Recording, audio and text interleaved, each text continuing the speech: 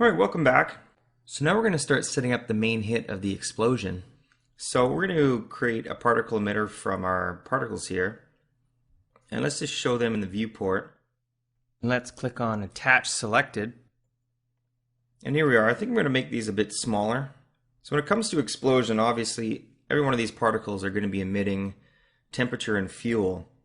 So it makes a huge difference if we drop this by half, essentially half all the values are going to be emitted, as well as the expansion rate in your fuel container and the simulation scale. So this takes a bit of back and forth when you do your low-res sims, and radius size makes a big difference. So we're just going to drop this down to half. And velocity multiplier, let's start by putting this up to 2. So it's pretty much going to multiply the velocity already by 2 again. So we just want to make sure it's really going fast enough. Even though our particle's already going pretty fast, let's just make sure we got enough velocity in there to really push it out.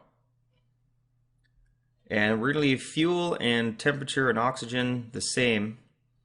And one thing I'm going to drop is the smoke. I'm just going to emit a little bit of smoke because I want the fire of the explosion itself to emit a really thick smoke. So whenever the smoke is cooling, it's going to emit a really thick smoke. So I don't really want to emit so much smoke here on the emitter itself. And lastly, let's just set our color for the smoke coming off the particles. All right, so now let's duplicate our fume tank here. And we're just going to keep a lot of the settings pretty similar, because we had a good turnout on our last sim. So let's just duplicate this and let's set it up to what we're going to want to see here. So I'm thinking, first of all, let's just rename this Explosions Low. There we go. So I think this main explosion, I'm going to have die out by about 65. If we look in our camera here, it comes and pans away. And you have the main smoke die out about 65. Some of the secondary elements we're going to have on the engines and burning engines and smoke, that's going to carry on until the explosion. So the main hit, let's have die out about 65. So let's just resize this.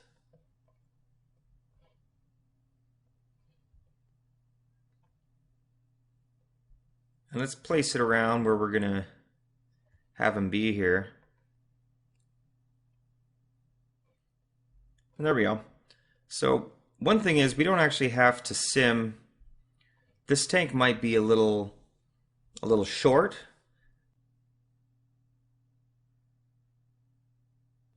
But again, we don't need to sim what's not going to be in camera, so it's probably going to go through the top, but by that time, we're probably going to be panned away, so we can save a little bit of time by having the tank a bit smaller.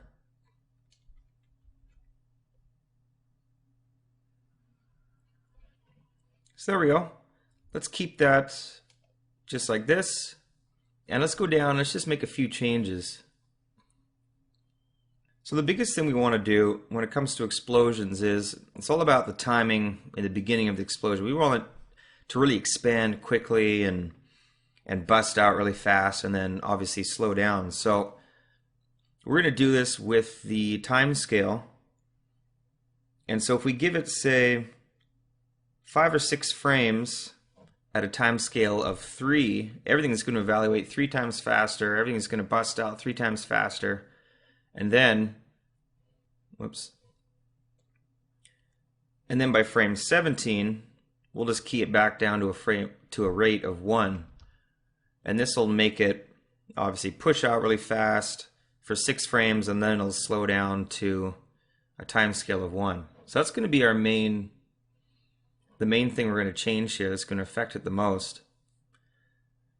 And let's keep most things the same here, the turbulence. We can lower down the gravity just a little bit, just to make it appear a little bit bigger. so it doesn't rise up so fast. And the last thing I want to do is in the fuel settings, I'm going to increase the burn rate to 100. It might not make so much of a difference because we're going to pan away a bit quicker, but I want to make sure to burn it off really fast so it's not this huge fuel explosion. The huge explosion we'll save for the end, but this is a hit from a missile or something. It's gonna be a lot of smoke and it's gonna burn off really fast. And as I mentioned before, the expansion, this is going to create the explosion to expand out quite a bit quicker. So depending on how much fuel and temperature you have, this is going to make a big difference on the size of your explosion. So this is something you just need to kind of test with your low-res sims and change some values and do some quick tests. But I found a value of 2 should be enough to push it out. And also, as I mentioned before, we're going to utilize the fire crate smoke. So whenever the fire is burning off, we're going to create a really thick smoke of about 20. And also let's use just a little bit of diffusion in the smoke. Diffusion is a really, really sensitive parameter.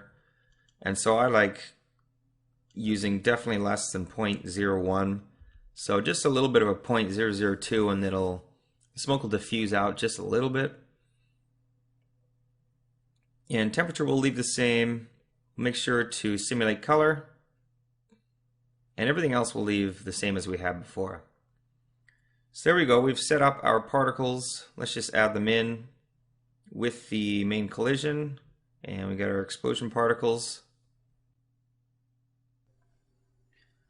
And let's just rename this.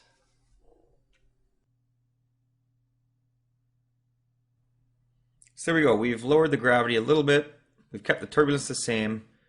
And we've adjusted the time scale and the expansion to expand out really fast, and then it's going to slow down.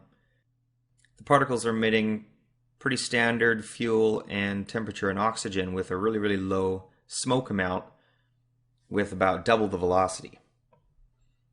So let's go ahead and take a low-res sim of this. Whoops, and let's just lower the spacing a little bit to 0.3 just to get a little bit of a faster sim here.